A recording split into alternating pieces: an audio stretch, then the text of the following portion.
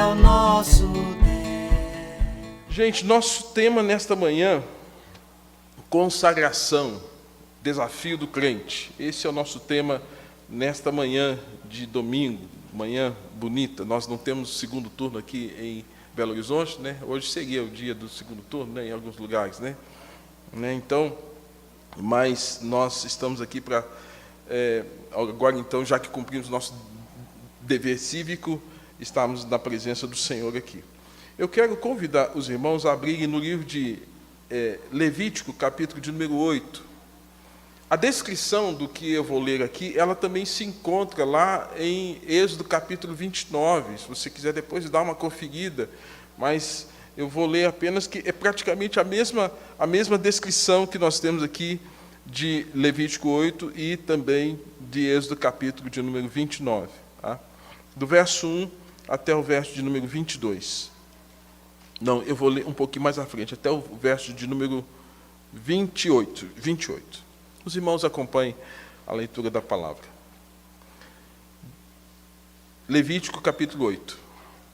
Disse mais o Senhor a Moisés: Toma Arão e seus filhos, e as vestes, e o óleo da unção, como também o novilho da oferta pelo pecado, e os 2 carneiros, e o cesto dos pães asmos, e ajunta toda a congregação à porta da tenda da congregação.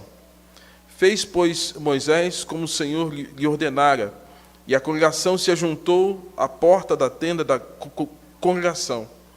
Então disse Moisés à congregação: Isto é o que o Senhor ordenou que se fizesse. E fez chegar Arão e seus filhos, e os lavou com água, vestiu a Arão da túnica, cingiu com o cinto, pôs sobre ele sobrepeles, também pôs sobre ele a estola sacerdotal, e o cingiu com o cinto de obra de esmeralda da estola sacerdotal, e o ajustou com ele. Depois lhe colocou o peitoral, pondo no peitoral o urim e o tumim, e lhe pôs a mitra na cabeça da mitra da sua parte dianteira, pôs a lâmina de ouro, a coroa sagrada, como o Senhor ordenara a Moisés. Então Moisés tomou o óleo da unção e ungiu o tabernáculo e tudo que se havia nele, e o consagrou, e ele espargiu 7 vezes sobre o altar, e ungiu o altar e todos os utensílios, como também a bacia e o seu suporte para os consagrar. Depois derramou do óleo da unção sobre a cabeça de Arão e ungiu para consagrá-lo. Também Moisés fez chegar aos filhos de Arão e vestiu-lhes as túnicas, cingiu-os com cinto e atou-lhes as tiaras, como o Senhor lhe ordenara. Então fez chegar o novilho da oferta pelo pecado, e Arão e seus filhos puseram as mãos sobre a cabeça do novilho da oferta pelo pecado. E Moisés o imolou e tomou o sangue dele, pôs com o dedo sobre os chifres do altar em redor e purificou o altar. Depois o derramou o resto do sangue à base do altar e o consagrou para fazer expiação por ele. Depois tomou toda a gordura que está sobre as entranhas e o redenho do fígado e dos rins e da gordura, e Moisés os queimou sobre o altar. Mas o novilho, com o seu couro e a sua carne, os excrementos, queimou fora do arraial, como o Senhor ordenara a Moisés. Depois fez chegar o carneiro do holocausto, e Arão e seus filhos puseram as mãos sobre a cabeça do carneiro, e Moisés imolou e aspergiu o sangue sobre o altar em redor. Partiu também o carneiro nos pedaços. Moisés queimou a cabeça, os pedaços e a gordura, também as entranhas e as pernas lavou com água. Moisés queimou todo o carneiro sobre o altar, holocaustos de aroma agradável, oferta queimada era ao Senhor, como o Senhor ordenara a Moisés. Então fez chegar outro carneiro, o carneiro da congregação, e Arão e seus filhos puseram as mãos sobre a cabeça do carneiro. E Moisés o imolou e tomou do seu sangue e pôs sobre a ponta da orelha de Arão, sobre o polegar da mão direita e sobre o polegar do seu pé direito. Também fez chegar os filhos de Israel, pôs daquele sangue sobre a ponta da orelha direita deles e sobre o polegar da mão direita e sobre o polegar do pé direito, e aspergiu Moisés o resto do sangue sobre o altar em redor. Tomou a gordura e a cauda, e toda a gordura que está nas entranhas, e o redenho do fígado, e ambos os rins, e a sua gordura, e a coxa direita, também do cesto dos pães asmos que estava diante do Senhor, tomou um bolo asmo, um bolo de pão azeitado, e uma obreia, e os pôs sobre a gordura sobre a coxa direita. E tudo isso pôs nas mãos de Arão e de seus filhos, e o moveu por oferta movida perante o Senhor. Depois Moisés o tomou das mãos e o queimou no altar sobre o holocausto. Era uma oferta da consagração por aroma agradável, oferta queimada ao Senhor. Tomou Moisés o peito e o moveu por oferta movida perante o Senhor. Era a porção que tocava Moisés do carneiro da congregação, como o Senhor lhe ordenara. 30 também. Tomou Moisés também do óleo da unção, do sangue que estava sobre o altar, e o aspergiu sobre Arão e as suas vestes, bem como os seus filhos e as suas vestes, e consagrou Arão e as suas vestes, e a seus filhos e as vestes de seus filhos. Até o verso 30, portanto. Senhor Deus, nosso Pai, mais uma vez pedimos a Tua direção para que possamos comunicar com fidelidade a palavra do Senhor, mas também com temor, porque, ó Deus, a Tua palavra deve gerar em nós temor diante da Tua santidade.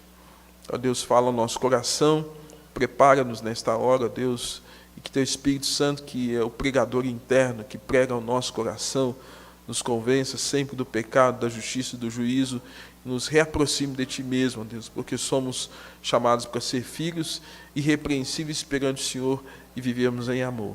Assim oramos e agradecemos em nome de Jesus. Amém.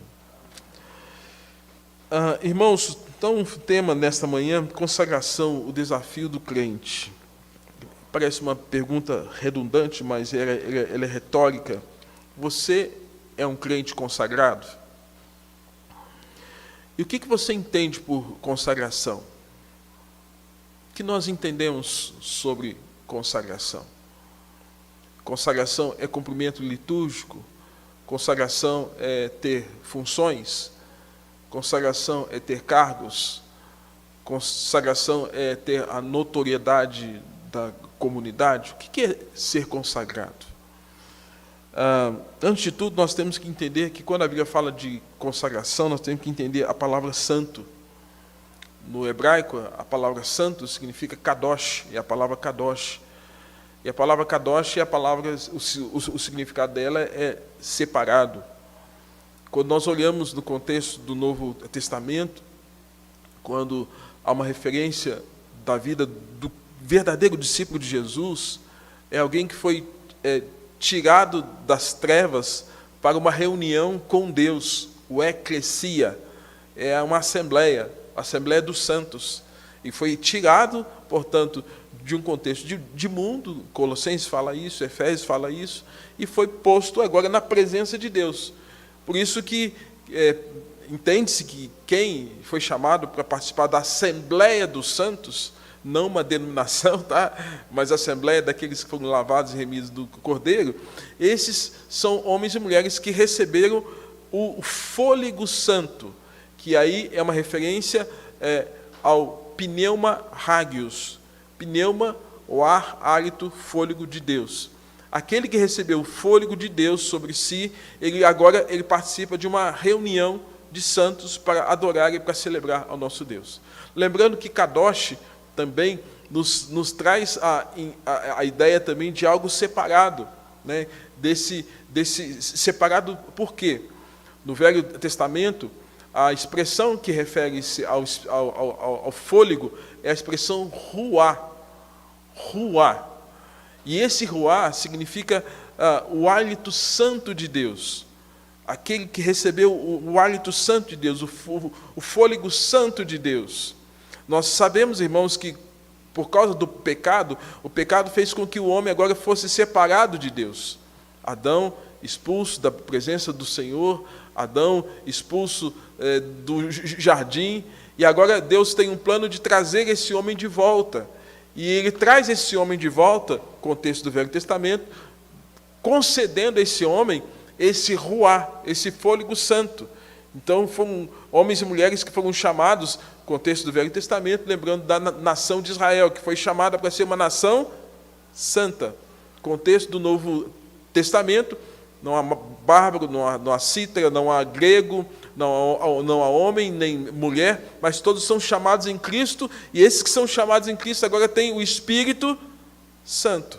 Então, tanto na construção da antiga aliança quanto na nova aliança, a gente tem a ideia de que da ação do Espírito Santo de Deus, separando uma nação no contexto do Velho Testamento, e mesmo aí, a despeito de ter uma nação, outros gentios foram agregados, como nós temos a descrição de um contexto do Velho Testamento do povo de Nínive, que era um povo gentio e que foi agregado à fé dos judeus, né? A fé desse Deus da montanha. E no Novo Testamento, na nova dispensação, isso tem uma amplitude muito maior.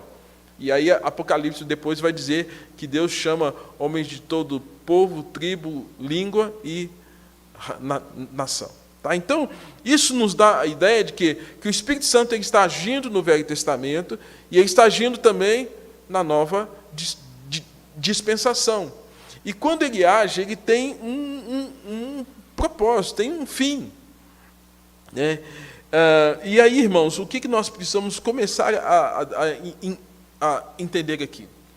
Que o Deus da montanha, o Deus que chamou Moisés, e que Moisés ficou ali durante 40 dias ouvindo a voz de Deus, o que Deus queria, e Deus escreve nas tábuas da lei, a lei moral, que é os 10 mandamentos. Esse Deus depois foi dando outras prescrições para Moisés. E essas prescrições estavam relacionadas aqui, a como esse povo deveria se aproximar de Deus na expressão cultica.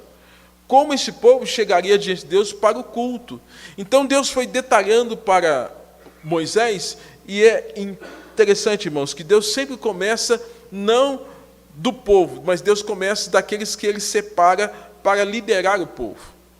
E nesse caso aqui, Arão, irmão de Moisés, ele tinha 4 filhos. E esses 4 filhos, juntamente com o pai, foram separados para um sacerdócio levítico. Hoje se fala muito, os moços da igreja são levitas. Então tá bom, então eu vou dizer o seguinte: se você acha que você é um levita, você tem que fazer todo o serviço da igreja, desde aquilo que o senhor Wilson faz, até os mínimos detalhes de cuidar do templo como um todo. Levita, irmãos, é uma construção veterotestamentária. Nós não temos essa prática levítica, no sentido de que esses levitas são como no Velho Testamento. Não são. O fato é que nós temos que entender, às vezes se usa isso para referir-se àqueles que são músicos, mas o levita, ele fazia um monte de coisa. Ele separava, eu não sei se algum jovem, porque às vezes tem moço que não consegue ver sangue, né? O levita via sangue toda hora, gordura, entranhas, redenho, excremento. Ele via isso tudo, o tempo todo, porque à medida que a oferta era apresentada diante do Senhor, ele tinha que fazer todo esse serviço de separação, o que era para o culto, o que era para ser jogado fora e o que era para ele, né? Porque havia uma porção que era para os levitas. Então essa construção que se fala hoje, os levitas, não. Nesse aspecto, nós não temos mais levitas. Senão a gente vai ter que voltar ao culto veterotestamentário. E a gente não tem mais a necessidade de voltar ao culto veterotestamentário. Por quê? Porque Jesus já foi a própria oferta. E a oferta é perfeita. Né? Então, nós não temos mais essa construção. E aí, irmãos, para a gente entrando um pouquinho mais aqui, quando nós olhamos para o que Paulo fala em Romanos capítulo 12, quando ele diz assim: rogo-vos, porém, pelas misericórdias de Deus, uma petição de Paulo, que apresenteis os vossos corpos por sacrifício vivo, santo e agradável a Deus, que é o vosso culto. Aqui a expressão latreia no grego, que é o vosso culto. Latreia, né? Por isso, quando você tem a palavra idolatria, idoslatreia, ídolo, né? Objeto de culto, né? Latreia, né? É culto, adoração. Idoslatria ou idoslatreia, você está adorando a um ídolo. E nesse caso, quer dizer, Paulo está dizendo assim, ó, que o Senhor, ele está dizendo, rogo-vos pelas misericórdias do Senhor, pela compaixão de Deus, construção, Novo Testamento, a igreja de Roma, que vocês se apresentem como sacrifício, uma referência ao que acontecia Levítico, Êxodo, que vocês se apresentem, né, como sacrifício, como holocausto. Aí é cada um apresentar a vida. Então Paulo está chamando a uma consagração de vida, que vocês se apresentem como objeto de culto diante de Deus. E como é que deve ser esse culto? Esse culto deve ser, primeiro, vivo, né? Ele deve ser separado, santo, e deve ser algo que agrade a Deus. E aí, para que você já comece a fazer uma ponte entre aquilo que Paulo fala, aquilo que o Velho Testamento diz, nós temos depois aqui, no capítulo de número 10 de Levítico, um momento que dois dos filhos, eram 4 filhos de Arão, dois dos filhos dele, um chamado Nadab, outro chamado Abiú, vão apresentar um culto a Deus. Mas de que forma que eles apresentam? Eles apresentam um culto a Deus com o que a Bíblia detalha com fogo estranho. Fogo estranho. E aí o que acontece? À medida que eles apresentam diante de Deus esse fogo estranho, Deus não recebe nem o culto e nem recebe também o ofertante. Deus, então, ao invés de mandar um fogo sobre a oferta, como a oferta não era santa, não era agradável, não era perfeita, Deus manda um fogo sobre os ofertantes. E quem eram os ofertantes? Os filhos de Arão, Nadab e Abiú. Esses ofertantes estavam oferecendo um culto que Deus não queria, um culto qual Deus não se agradava, um culto qual Deus não aprovava. E, consequentemente, eles têm agora a vida deles consumida por causa disso.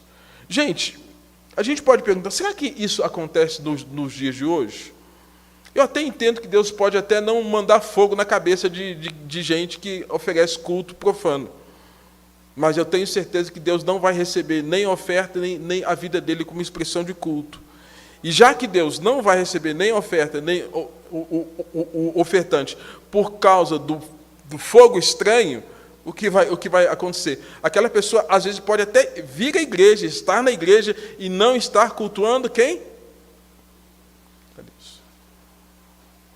E aí é um grande prejuízo, porque às vezes, da mesma forma que a Bíblia fala como é bom e agradável estarem unidos os irmãos, alguém que está, às vezes, no contexto da comunidade e não está conectado a essa comunhão com Deus, às vezes pode ser uma pedra de tropeço, às vezes pode ser motivo de escândalo, às vezes pode enfraquecer a vida de outras pessoas, e isso pode gerar um grande problema.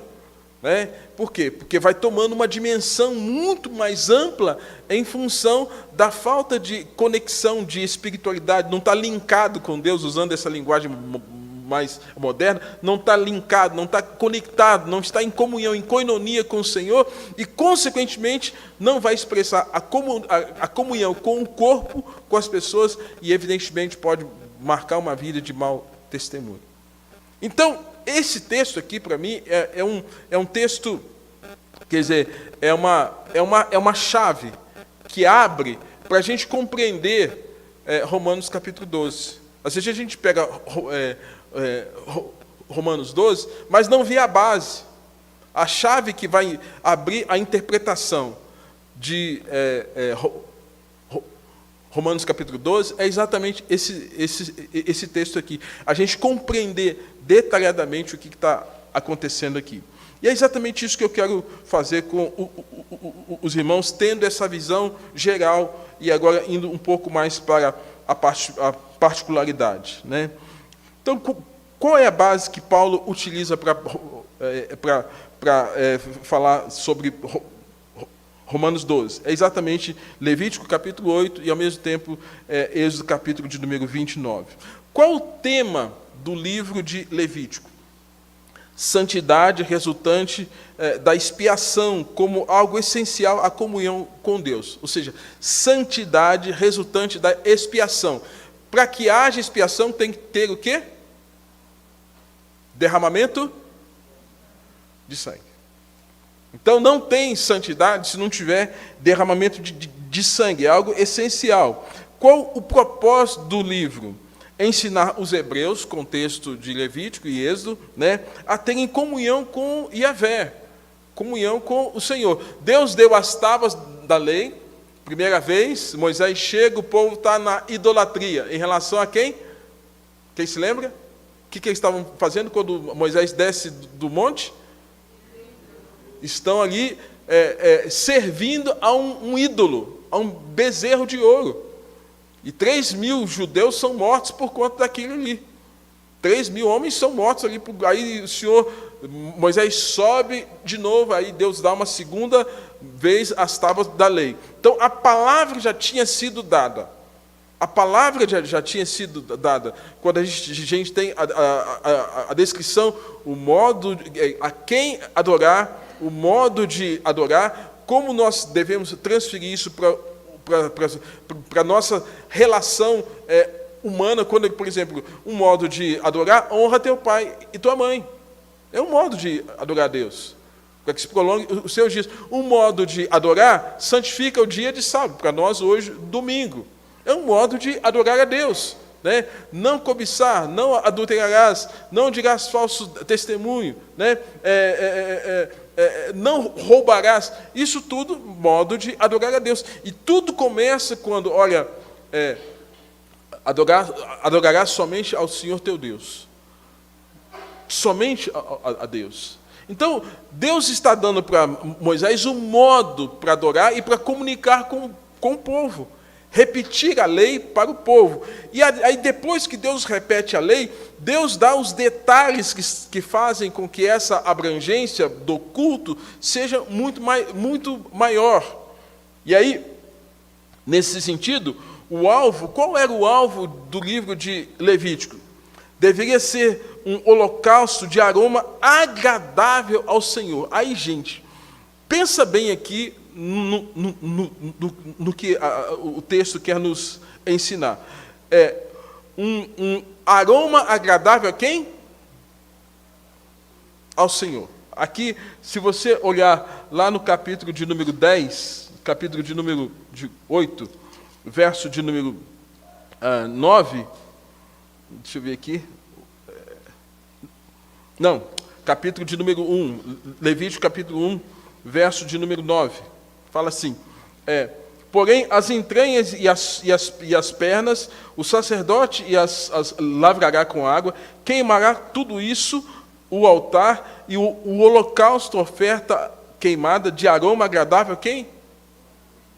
Então, a gente tem que entender o seguinte, naquele contexto, e hoje também, o culto não é para você.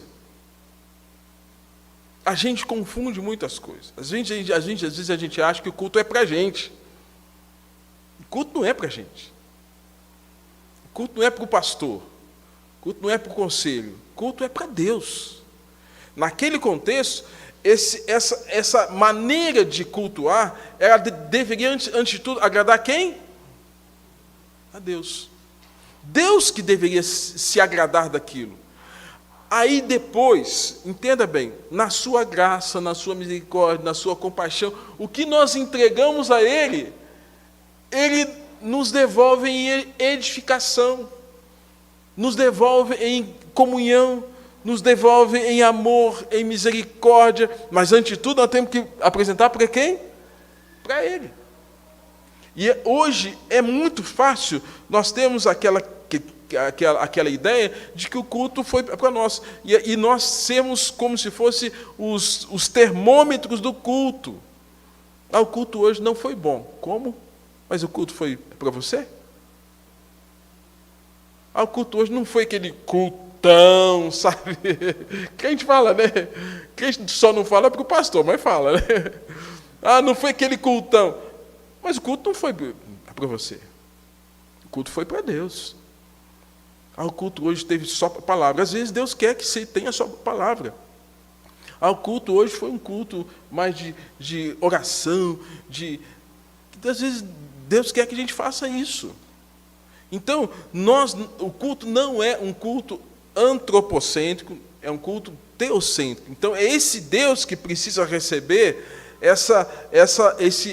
esse sacrifício, mas um sacrifício que agrade a Ele. Eu citei alguns dias atrás, vocês se lembram, falando sobre o livro de Malaquias, como o povo estava ali apresentando animal imundo, animal sujo, animal defeituoso, e se queixando porque que Deus havia abandonado eles. E Deus falou, vocês têm me desprezado. Em que nós temos te desprezado? Deus falou, vocês estão me oferecendo animal coxo, animal sujo, animal imundo. Como é que vocês querem que eu os abençoe? Se a maneira como vocês chegam para mim, apresentando diante do sacerdote, e o sacerdote falou assim, é isso que você quer apresentar? E o sacerdote aceitando aquele tipo de culto e colocando no altar. Deus falou assim, eu não recebo nem a oferta, nem o ofertante. Então, isso nos dá um alinhamento, irmãos, que desde o Velho Testamento o culto nunca foi para o homem. O culto sempre foi para Deus. E nesse contexto havia alguns tipos de ofertas. Oferta pacífica. O que é uma oferta pacífica? É como se fosse um culto de gratidão. Hoje à noite, se a gente estivesse vivendo no Velho Testamento, seria uma oferta pacífica. O que é uma oferta pacífica? Nós estamos num culto de gratidão a Deus porque Deus tem nos abençoado. A SAF e o PH está dizendo assim, nós estamos gratos a Deus. Um culto de oferta pelo pecado, um culto com ofertas específicas. Havia cultos específicos quando os príncipes pecavam e eles tinham que apresentar, capítulo de número 4, verso 22, fala isso. Uma oferta, digamos assim, dos governantes. Aí eu fico pensando, irmãos, hoje nós temos aí os nossos governantes tomando tantas decisões absurdas e não se arrependem, não se quebrantam e não buscam a direção de Deus e não pedem perdão a Deus pelas decisões que eles tomam. Aí tinha o culto por onde qualquer pessoa poderia apresentar-se diante de Deus, capítulo 4, verso 27. Havia situações, culto onde o sacerdote também tinha que apresentar a sua oferta diante de Deus. Jesus não teve que apresentar nenhum tipo de oferta, porque ele foi oferta e ele não pecou. Ele é o sumo sacerdote, mas eu sou pecador. Os pastores são, os missionários são, os evangelistas são, os presbíteros são, os diáconos são. Somos pecadores. Nós esses que são chamados para ministrar diante de Deus, para liderar nesse contexto da nova dispensação, nós somos pecadores, então nós temos que também apresentar a nossa oferta diante de Deus. E falar, Deus, tenha misericórdia, oferta pelos nossos pecados. E aí, irmãos, tinha também esses detalhes no contexto do Velho Testamento. Aí, indo agora para o capítulo 8, Moisés deveria pegar o quê? Nessa forma de culto que Deus deu, após ter dado a lei, o que Deus deu para Moisés direcionar Arão, juntamente com os seus 4 filhos, né? O que Deus deu? Moisés deveria pegar Arão e seus filhos, pegar primeiro as vestes, o óleo da unção, um novilho, 2 carneiros, pães asmos. O que é um pão asmo? É um pão sem fermento, tá? Lembrando que a primeira celebração que houve após a saída do Mar Vermelho, atravessar o Mar Vermelho, foi que Deus orientou para que o povo hebreu celebrasse a Páscoa. Então, ali é aquele primeiro momento, eles deveriam servir, então, os pães asmos, né? Ajuntar toda a congregação, ou seja, ajuntar todo mundo.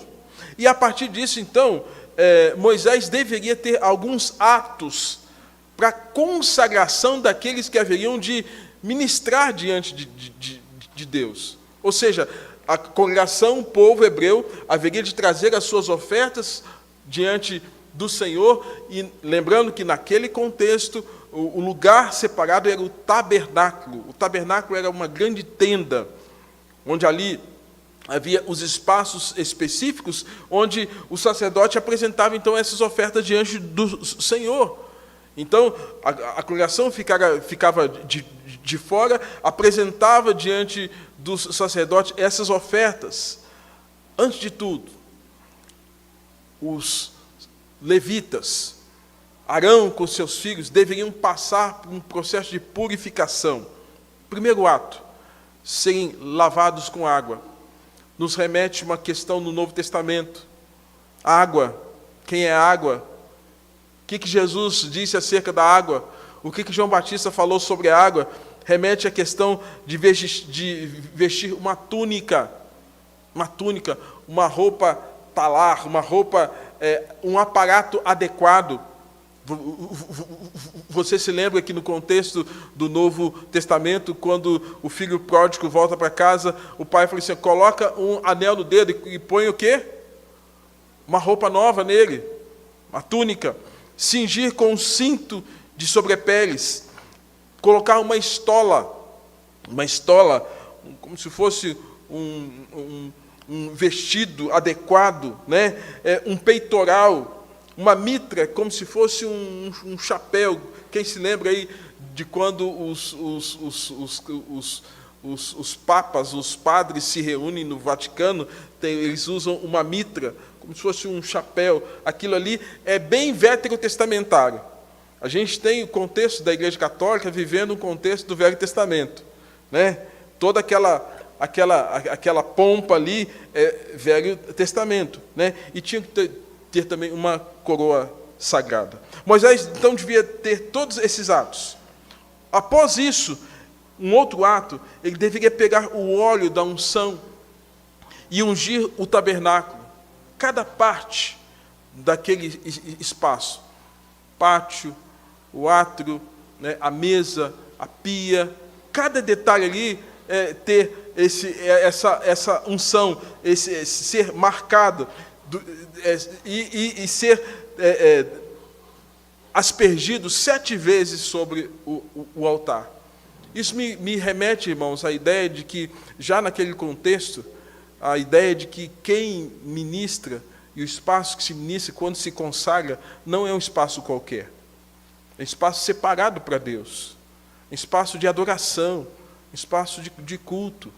Eu me lembro que uma das igrejas que eu fui pastor, a igreja tinha um violão bonito, e alguns moços faziam a parte musical, e depois usavam aquele instrumento para tocar nos barzinhos. Aquilo, quando eu cheguei, fiquei muito assustado com isso. Gente, mas como é que vocês conseguem fazer essas duas coisas? E era uma geração que praticamente não tinha tanto mais compromisso com Deus. Uma geração de jovens que estava mais com o pé no mundo do que com o pé na igreja. E que não conseguiam entender que aquele instrumento que foi comprado com todo zelo, né, certamente, ele tinha um fim. A gente não estava no contexto do Velho Testamento mais. Mas é importante saber que isso aqui foi separado para tanger, para louvar ao nosso Deus. Então, irmãos, essa consciência, ela precisa passar por nós, não simplesmente para que a gente volte para o Velho Testamento, mas saber que aquilo que Deus colocou nas nossas mãos tem que ser consagrado para quem? Para Ele. Né? Eles tinham que, então, ter isso, derramar o óleo da unção agora sobre a cabeça de Arão. Então, depois disso tudo, Moisés ia pegar Arão, o irmão dele, e pegar o óleo e derramar. Aí, você se lembra, os Salmos? É como um óleo precioso. Ali ordena o Senhor a derramar esse óleo da unção. E sempre, quando fala de óleo, gente, não tem como. Óleo cura ferida. E óleo também, além de curar ferida, óleo é uma simbologia da ação do Espírito Santo. É uma referência. Todas que a gente começa a pensar em óleo, no ponto de vista bíblico, curar ferida, né? E, ao mesmo tempo, a ação do Espírito Santo. Terceiro, Moisés deveria vestir os filhos de Arão com as túnicas e os cintos. Fazer o que ele fez com Arão, fazer isso com os filhos de Moisés. Abra a sua Bíblia em capítulo de número 3. Números capítulo 3.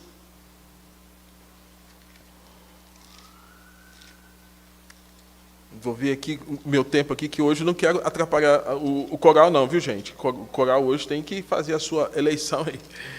Não extrapolar muito tempo aqui. Capítulo 3, verso de número 1, 2 e 3.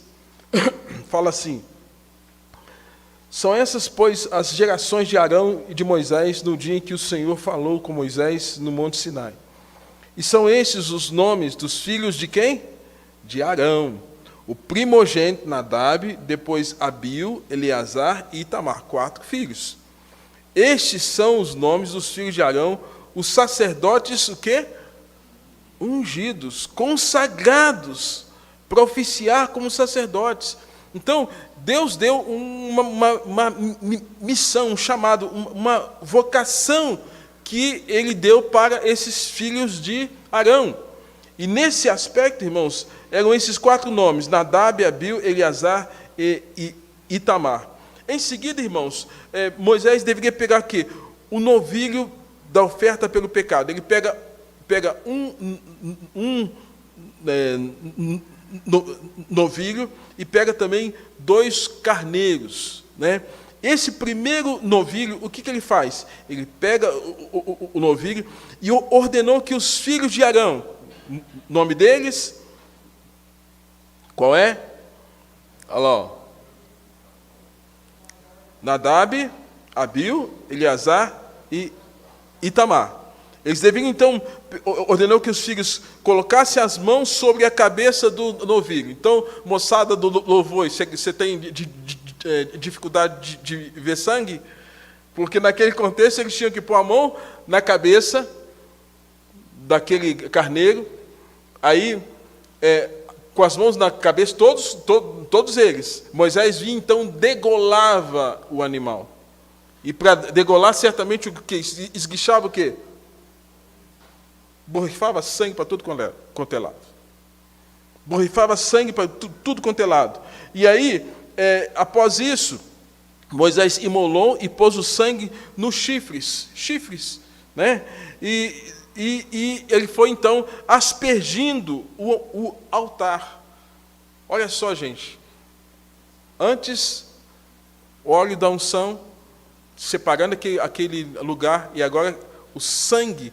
E sangue, não se esqueça, o sangue vai sempre apontar para um sangue limpo, purificado. Aquele sangue não era o sangue perfeito, mas ele apontava para o sangue perfeito.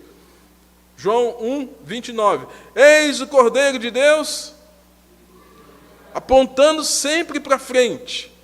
E naquele contexto, nós temos, então, um sangue imperfeito, mas um sangue que apontava para o que Cristo haveria de fazer por nós na cruz, e aquele sangue seria aspergido sobre o altar, os meninos com as mãos na cabeça do carneiro, Moisés imolando aquele animal, e agora separando as partes.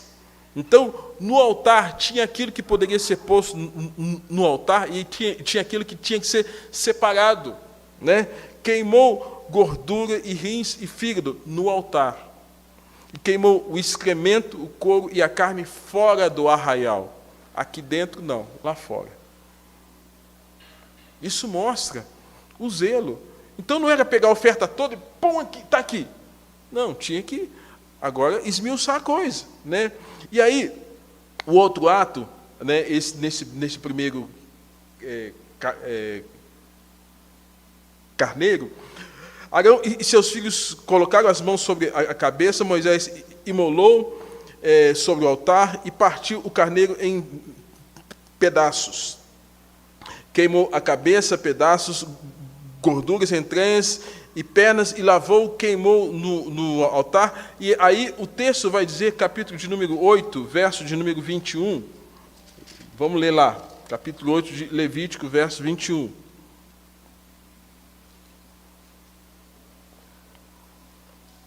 8, 21. Diz assim: porém, entranhas e as pernas lavou com água, e Moisés queimou todo o carneiro sobre o altar, holocausto de aroma agradável, oferta queimada ao Senhor, como ordenara. Né? Deixa eu ver aqui se eu... Texto correto aqui.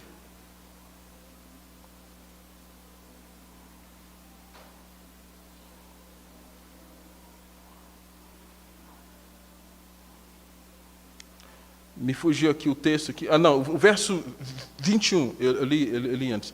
Porém, as entranhas, holocausto de aroma agradável. É essa expressão que eu queria aqui. Né, que fala assim, holocausto de aroma agradável. Então, tudo isso, certamente, irmãos, parecia até um tanto assombroso, até um tanto perverso, né? Pegar o bichinho lá, degolar o bichinho, e o sangue aspergir, não parece algo bem agressivo? Algo que, né, eu tenho certeza que as mulheres ali não dariam conta, não. Né, porque é muito sangue, né? Eu lembro que minha mãe, uma vez, foi matar uma galinha. Naquele tempo, né, que hoje a gente come o frango limpinho aí, né? A gente tinha um senhor, um vizinho Soplino, que vendia galinha viva.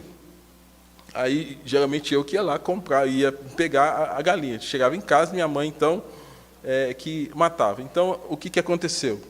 Minha mãe foi matar a galinha, a gente estava em fase de construção da nossa casa, então, ela pegou, passou a faca, colocou numa bacia e colocou uma outra bacia em cima daquela bacia onde estava aquela galinha, e colocou assim, próximo ao banheiro. Né? E passou alguns minutinhos ali, saiu, a galinha está morta, o sangue escorrendo. De repente, ela abre a porta do banheiro, a galinha está assim, ó, de pé, de pé, com o pescoço pendurado. Aí minha mãe tomou um susto, tomou um trauma.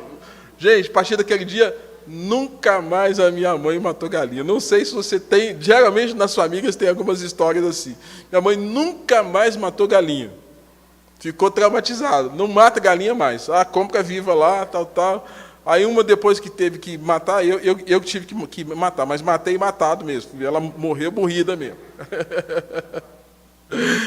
Mas, gente, era algo assim inimaginável. Muito sangue, gorduras, entranhas, redenho, excremento, estava tudo ali. E tinha que fazer essas separações todas. Né? E isso no primeiro carneiro. O segundo carneiro era o carneiro da congregação. Arão e filhos punham também as mãos. No primeiro era isso que eu disse há pouco. O segundo, Arão e filhos punham as mãos na cabeça, faziam o mesmo ritual. Moisés, então, imolou e tomou o sangue e consagrou Arão e seus filhos. Tá? Então, o que a gente tem aqui? Toda uma descrição litúrgica. É por isso que, quando a gente fala da lei cerimonial, o que é a lei cerimonial? É essa lei atrelada à cerimônia para adoração a Deus. Ela era muito minuciosa, era muito detalhista, muito cheia, muito rica de detalhes, das quais Deus ordenou que assim fizesse. E isso, de fato, até naqueles dias, tentou-se fazer exatamente aquilo. Mas, irmãos, nem a lei cerimonial o homem prestou para obedecer. Nos 10 mandamentos de 10, gente, a gente peca em cada detalhe daqueles 10 mandamentos. Na adoração, não honrar o nome de Deus, não cumprindo aquilo que ele fala sobre as pessoas. Nós erramos ali. E na lei cerimonial também.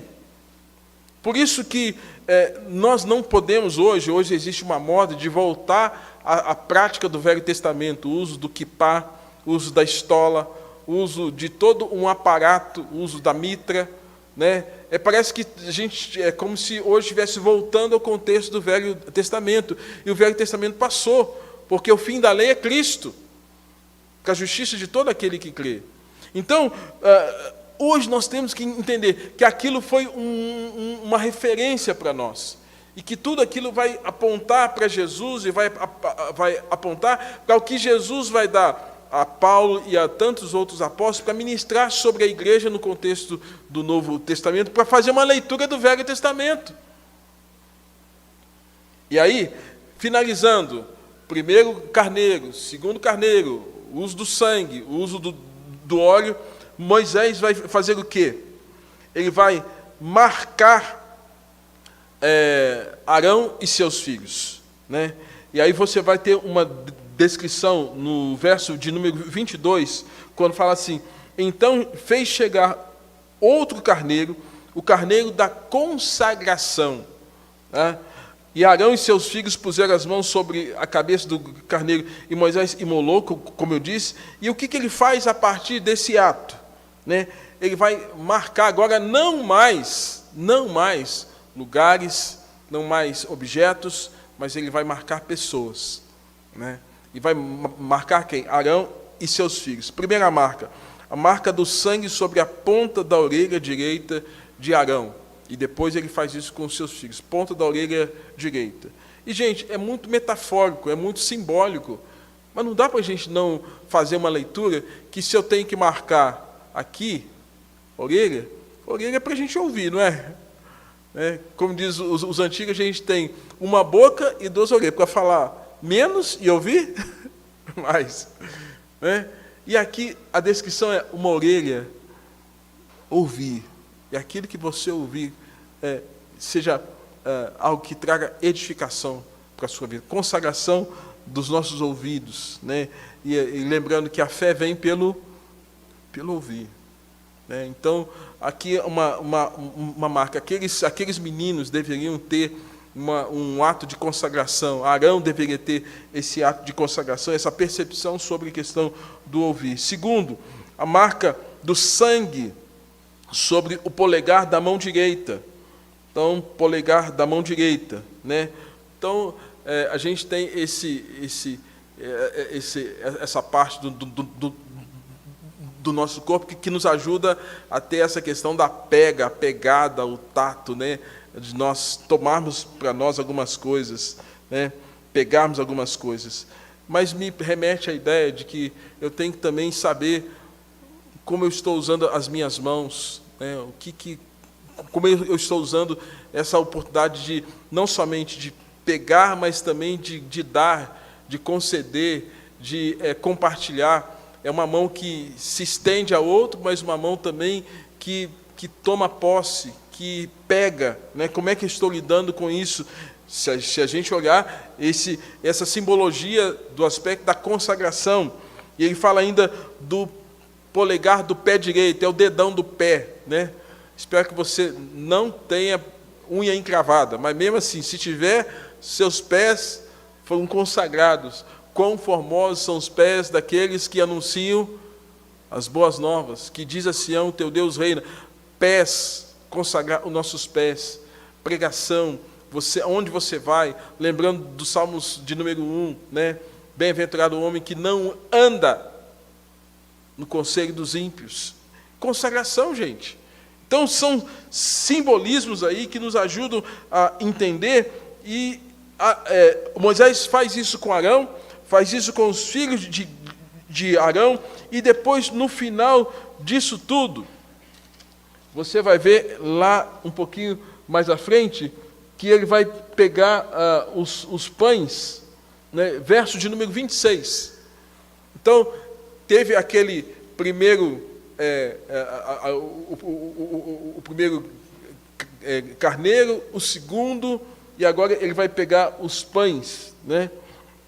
Ele vai dizer aqui, verso 26, também do cesto dos pães que estava diante do Senhor, tomou um bolo áspero, um bolo de pão azeitado e uma ombreira, e o pôs sobre a gordura, sobre a coxa direita.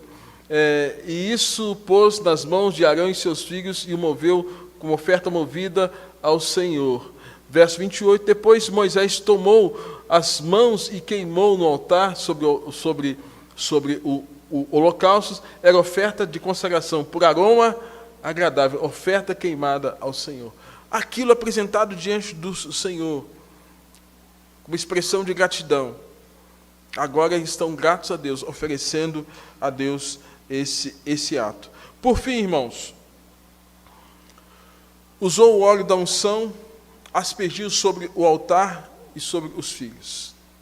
3 ações que entendo que apontam para o Novo Testamento. O uso da água, como disse no início, que aponta na questão de sermos lavados com água pura.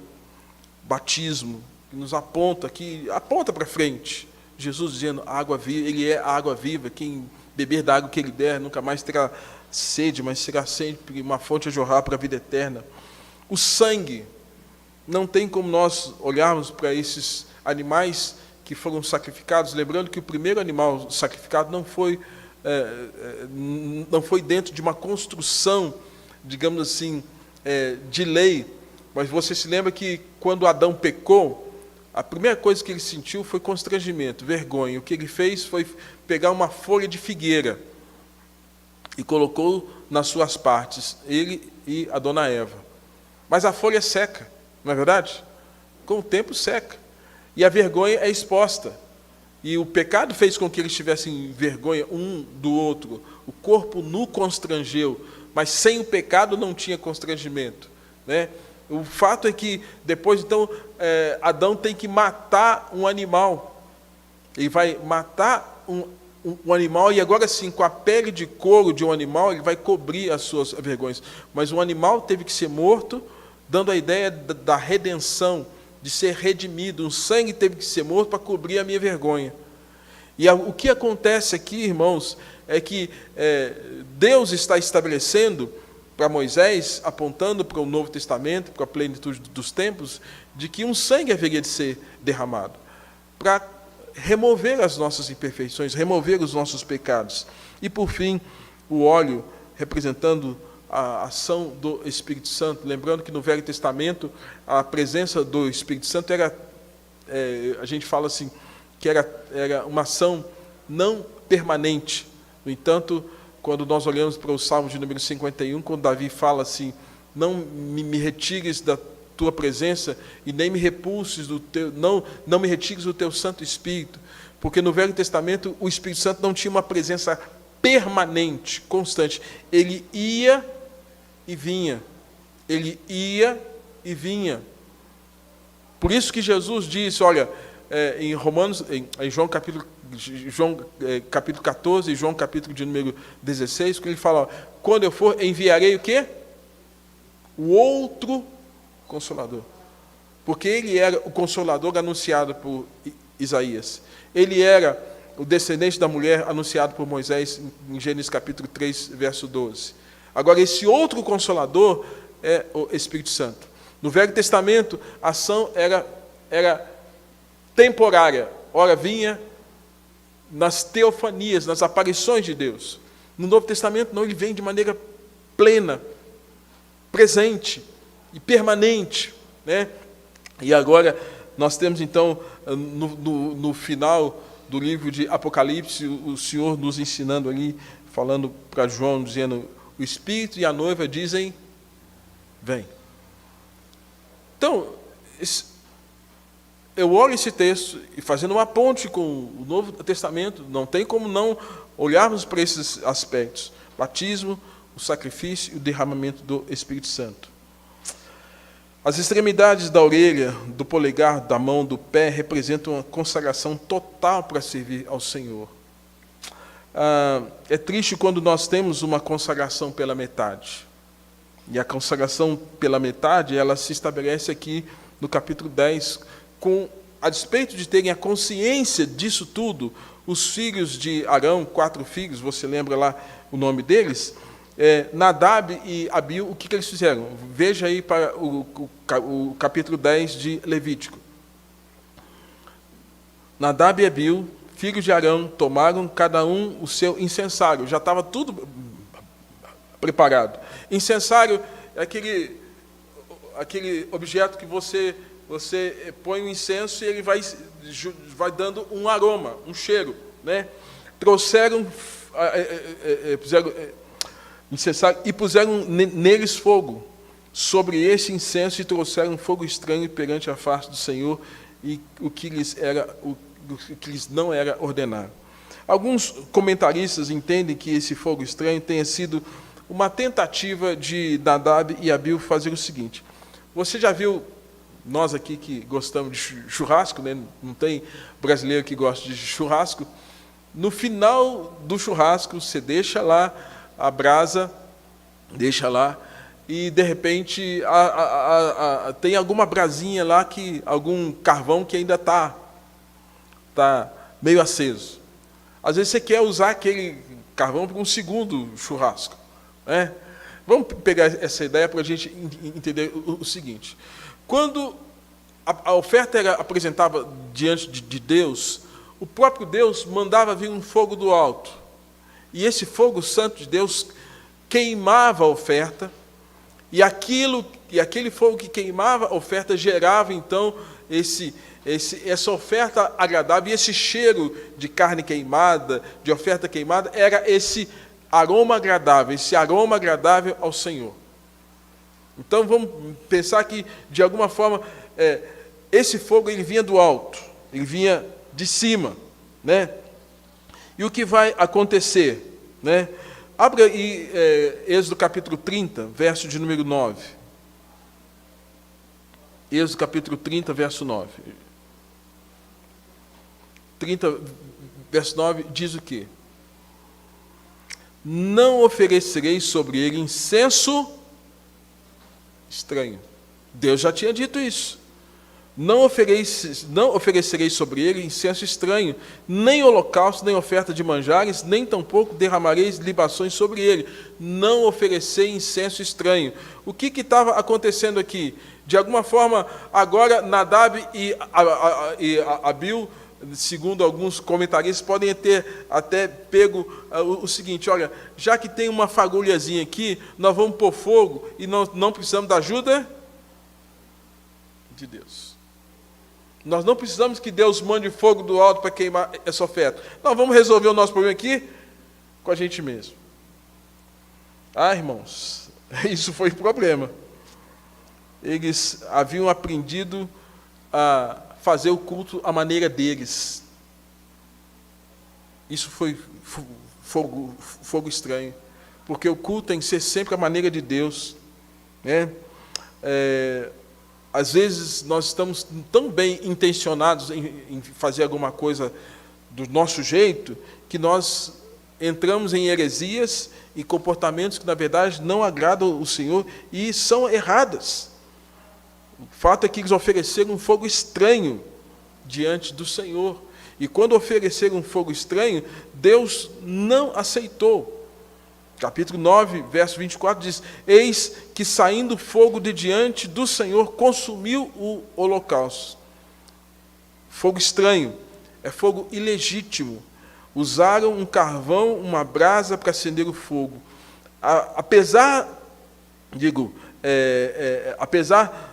Eles estavam tentando manipular o culto, manipular o sacrifício, né?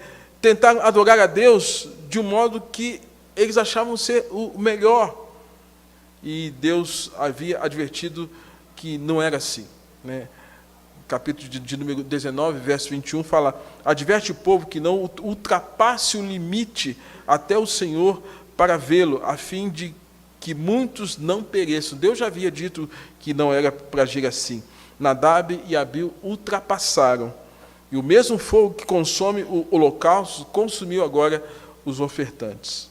Foram mortos por apresentar um fogo estranho.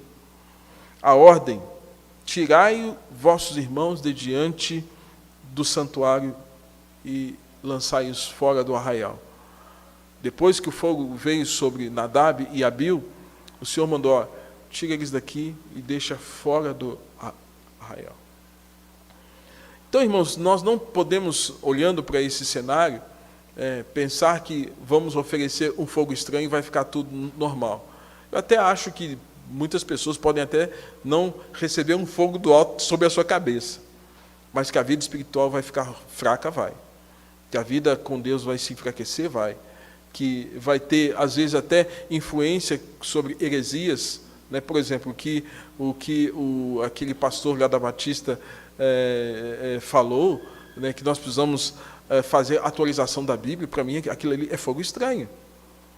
O que muitos líderes dessas comunidades neopentecostais têm feito em relação a rosa ungida, bala ungida, vassoura ungida, sabonete ungido, é fogo estranho.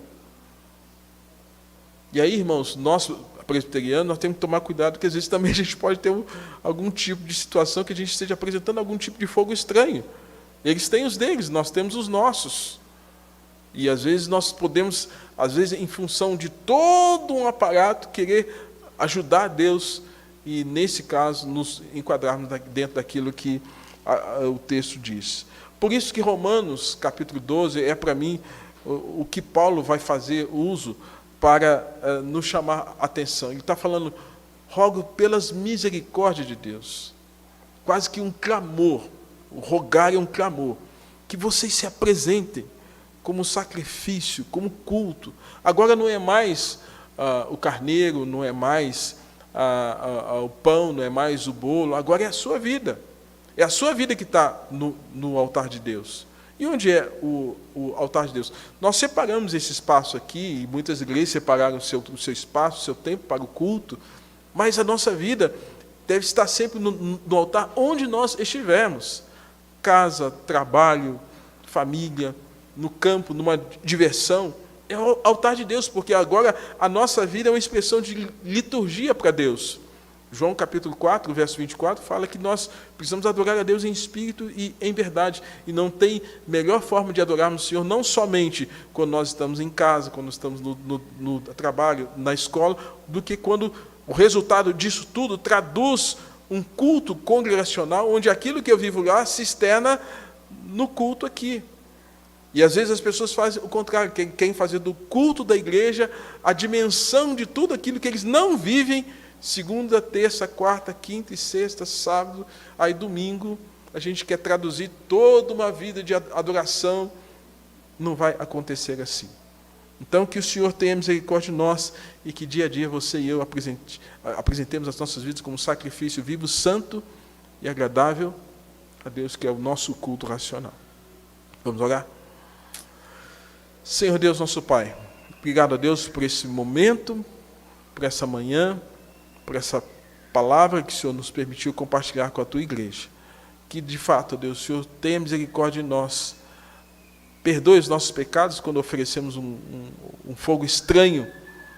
Deus, que se estamos longe do Senhor, sejamos reaproximados. E se estamos, ó Deus, de alguma forma, tal qual Nadab e Abiú, apressados em querer fazer a coisa do nosso jeito, que nós aprendamos a fazer de acordo com o Teu querer. Fica, portanto, conosco durante esse domingo, durante esse dia, nossa família, ó Deus, nossos familiares, a comunhão dos santos, ó Deus, e nos permita de fato viver conforme Paulo nos orienta e roga para que possamos apresentar a nossa vida como um culto ao Senhor, agradável, vivo, santo e que expresse louvor ao Teu santo nome. Em nome de Jesus. Amém.